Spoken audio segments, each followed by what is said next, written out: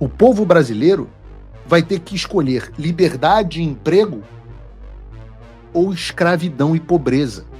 E não para por aí. Porque o ministro Gordola vai se preparar para os próximos passos. Ora, o Supremo Tribunal Federal sabe que o castelo está ruindo. E eles estão tentando mostrar que são capazes de reagir. Como eu disse, não gostaram de ouvir dos bancos que eles não teriam a capacidade, a onipotência no Brasil. E eles estão dispostos a dobrar a aposta. E como? Ora, vejam o absurdo que foi a reportagem hoje também no Globo. Reparem que eu estou trazendo só o Globo hoje, tá? Trazendo a voz do establishment. Estou trazendo a voz do establishment. Após reação de Dino a Magnitsky, STF guarda carta na manga em caso de escalada de Trump. A reportagem diz assim: a decisão de Flávio Dino, que obriga os bancos a bloquear ativos, babá, não é a única alternativa no arsenal dos ministros para responder à ofensiva de Donald Trump no STF. Nos últimos dias, os integrantes da corte vinham dizendo a interlocutores que poderiam bloquear os bloqueios, proibindo que os bancos brasileiros cumprissem as ordens estrangeiras, exatamente como foi feito agora. Caso a ofensiva escale, porém, spoiler, vai escalar. Os ministros já discutiram uma resposta ainda mais grave: bloquear ativos ou conta corrente de empresas americanas com interesse no Brasil.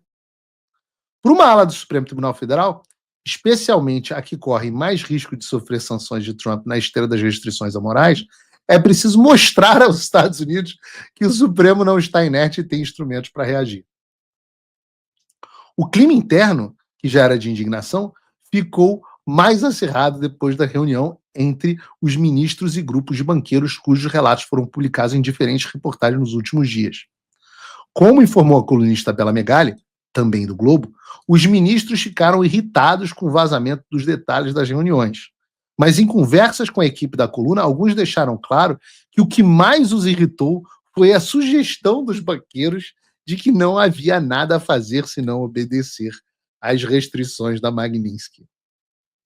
Acham que somos teleguiados e que não podemos fazer nada, que não temos como reagir, chegou a dizer um desses ministros. Os americanos também têm empresas no Brasil? Acham que elas estão imunes? Afirmou, sugerindo que empresas americanas podem ser atingidas por uma espécie de represália do STF a Trump. Puta merda. E eu digo para vocês, não tinha ficado claro para mim que essa reunião com os ministros, com os bancos, era a origem, era a causa dessa decisão do Flávio Dino. Mas hoje me parece que foi.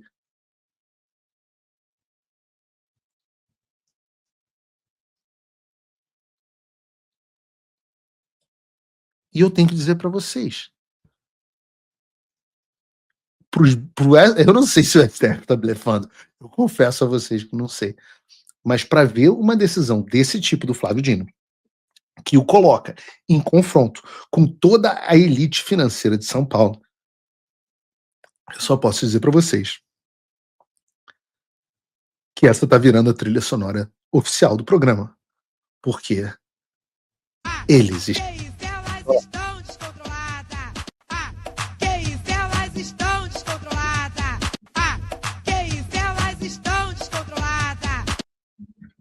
Nunca interrompa o seu inimigo quando ele está cometendo um erro, como diz Napoleão Bonaparte. Porque essas ações do Supremo Tribunal Federal são, talvez, as mais estúpidas que alguém poderia tomar diante das sanções americanas. Porque essa carta na manga ia ser congelar ativos de empresas americanas. E primeiro eu me pergunto, e talvez seja uma pergunta inocente, mas com que base legal? Com que base legal vão aceitar, o Brasil vai assumir e vai escancarar a ditadura, e é importante que se escancare a ditadura, porque sem crime por ofício, um ministro do Supremo Tribunal Federal possa bloquear ativos de empresas americanas? Se vocês já tinham irritado a elite econômica, eu tenho certeza que eles vão adorar essa medida. Imagina, bloquear as contas da Microsoft, da Amazon, da Apple ou da Meta como retaliação. Não é uma medida oficial do governo brasileiro com uma lei aprovada, como a Lei Magnitsky do Donald Trump. Não, não, não, não, não. É um juiz. Um juiz decide de canetada: o Trump bloqueou tal coisa, então nós vamos bloquear tal coisa aqui. Eles usarem a Microsoft como, ou sei lá, a Caterpillar, sei lá, Ford. Eu não sei, não tem mais Ford no Brasil praticamente, né? Uma montadora americana, qualquer uma, o McDonald's, pronto. O McDonald's não, que o Gordola não vai falir. Porra, velho, o Gordola não vai falir o McDonald's, né? O cara ele não vai quebrar o McDonald's porque, porra, senão ele entra em estado de inanição. Vai ter que se contentar com o Bob's. Tudo bem, talvez não o McDonald's. Os caras vão quebrar uma empresa americana e falar assim: não, não, não. Vamos tomar o ativo da empresa em retaliação ao governo americano. É muito pior do que o que eles fizeram com a Starlink. É fazer o que o Fidel Castro fez em Cuba. É fazer o que o Hugo Chávez fez na Venezuela. O que o Evo Morales fez na Bolívia. E eu posso dizer para vocês que o resultado para a economia desses países não foi nada bom. Porque os efeitos são evidentes. A primeira coisa, isso eu posso garantir para vocês, que é o que aconteceria, seria uma retaliação brutal do Trump. Brutal. Talvez aquele porta-aviões no Lago Paranoá não seja mais uma coisa tão distante assim. Entendam, eu tenho que explicar sempre aqui, porque senão vão dizer: Paulo Figueiredo diz que porta-aviões chegará no Lago Paranoá. Esse é um momento de alívio cômico. Ok? Acalme-se. Ou não. Mas o que eu posso dizer é que dá para falar em embargos, por exemplo. O Brasil precisa de fertilizante para sua produção. Talvez o Brasil sofra um embargo de fertilizantes. Vai ter que comprar só os da Rússia. Será o suficiente? Embargo é quando os Estados Unidos proíbe que as suas nações amigas façam comércio com uma nação. É algo que a Venezuela tem num determinado sentido, o Irã tem num sentido, e o de Cuba é o mais famoso. E o Brasil pode sofrer, sim, embargos pontuais. O Brasil pode sofrer tomada de ativos brasileiros no exterior. O Brasil pode ter, por exemplo, a proibição de negociação de empresas brasileiras na Bolsa de Nova York. Vejam, isso é cenário de terra arrasada. Donald Trump não vai deixar uma ação contra empresas americanas sem resposta. Outra consequência é que no momento em que isso acontecer, podem ter certeza, e nós já estamos tendo efeitos nesse sentido, o investimento estrangeiro direto vai a zero no Brasil. Zero. Porque, óbvio, quem vai colocar dinheiro no Brasil, um país onde a Suprema Corte se comporta como uma espécie de uma máfia que pode congelar tudo que você tem sem absolutamente nenhuma base legal. Isso vai levar, além de uma zerada do entrada de investimento estrangeiro direto, uma fuga de capital avassaladora. A gente está falando de um caos no sistema financeiro.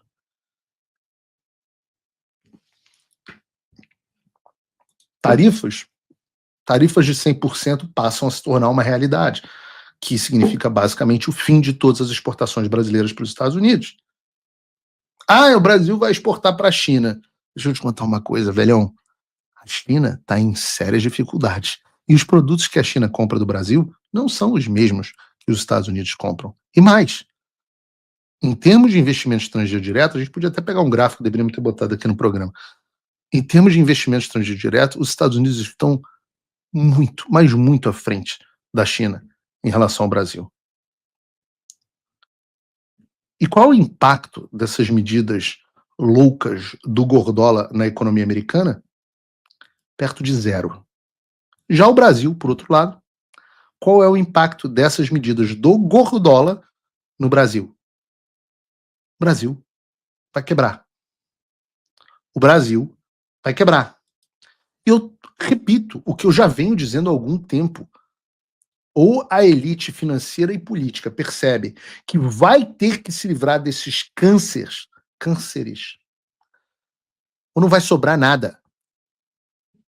Vocês não vão ficar incólumes. O povo brasileiro não vai ter que escolher entre liberdade e emprego. O povo brasileiro vai ter que escolher liberdade e emprego ou escravidão e pobreza. O Trump voltou. Isso já deve ter tirado um peso das suas costas. Mas e o Brasil? O nosso país continua atolado e achar que só a vitória do Trump vai resolver tudo é ilusão. Nada vai mudar sozinho. E pode ter certeza de uma coisa: ficar xingando muito nas redes sociais não vai fazer diferença nenhuma. Você vai continuar esperando alguém fazer alguma coisa por você, um político, um salvador da pátria? Esquece. Se ninguém tomar uma atitude, nada acontece. Eu estou fazendo a minha parte. Eu parei a minha vida por isso. Mas, se você quer saber como pode ajudar sem precisar largar tudo, a resposta é simples: apoiando quem está na linha de frente. Sem esse apoio, sem essa linha de suprimento, esse trabalho morre. Sem estrutura, ninguém avança.